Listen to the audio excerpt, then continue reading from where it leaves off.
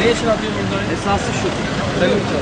Sen de şu. Düzenlediğimiz kampanya sonucunda toplanacak imzalar merkezimize ulaştırılacak ve sendika genel merkezi yöneticilerimiz ve genel başkanlarımızca Başbakanlığa sunulacaktır.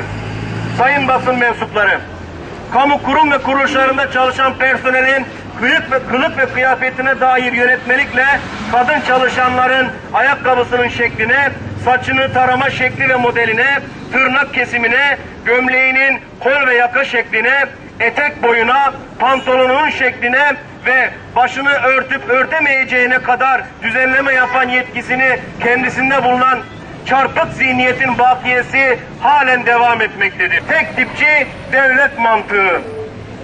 Karşımızdaki tablo şudur. Milletin seçtiği vekiller kendi kıyafetini seçememektedir.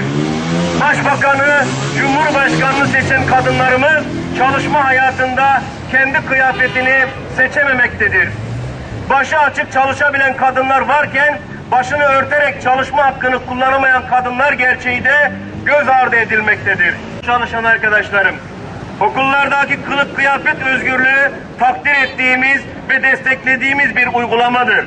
Ancak derse ve okula tanınmış bir ayrıcalık ve özgürlüktür.